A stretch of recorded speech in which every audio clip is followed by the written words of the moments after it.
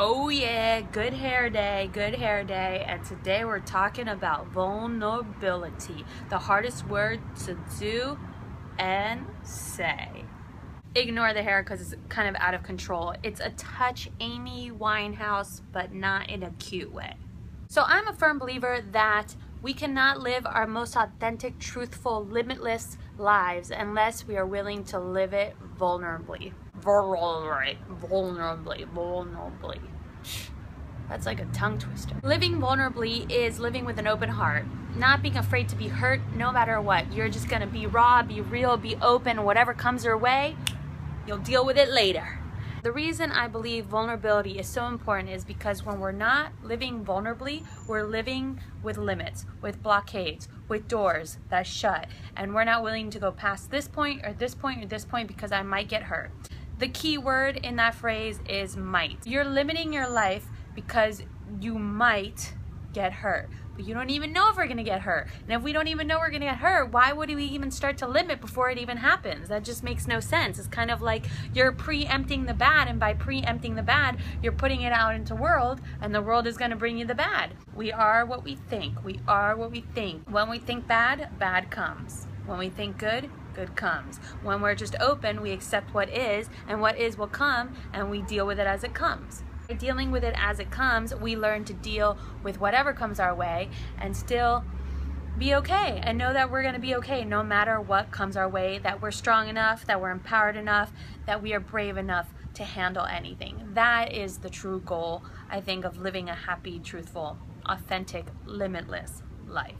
What happens when we live without willing to be vulnerable is that we only live halfway. It's really important to feel. The reason it's important to feel all sorts of emotions, good, bad, ugly, beautiful, whatever they may be, is because we learn how to deal with them through experience.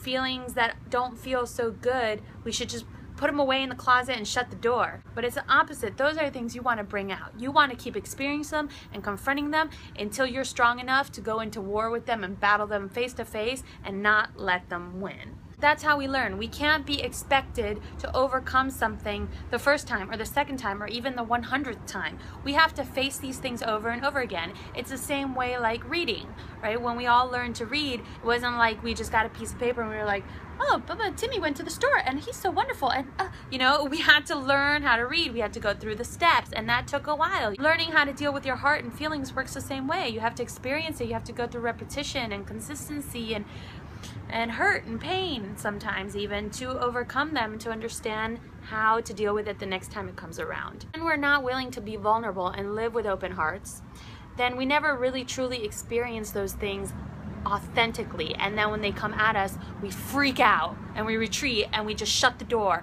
But the problem is that right behind the door, that problem, that feeling, that emotion is still there, and now it's haunting you, it's blocking you, it's not letting you go any further, and so you can only go so far. You want to go over here, but you can't because that feeling and emotion hasn't been dealt with.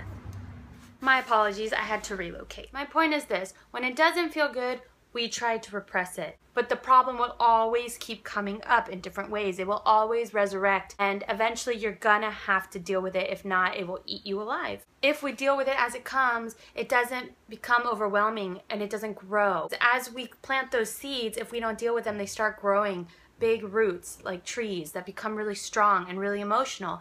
And then it's a lot harder to get a hang on what's really going on because now you're building on top, on top, on top, on top, and you can't remember what the seed looked like at the bottom. Now it's just emotion on top of the emotion, and we have to start stripping away the layers until we find peace in our hearts. When negative emotions arrive in your life, consider them a blessing. It's kind of like my fear is a friend motto. Negative emotions are actually positive emotions. They're there to serve a purpose. They're there to help you grow.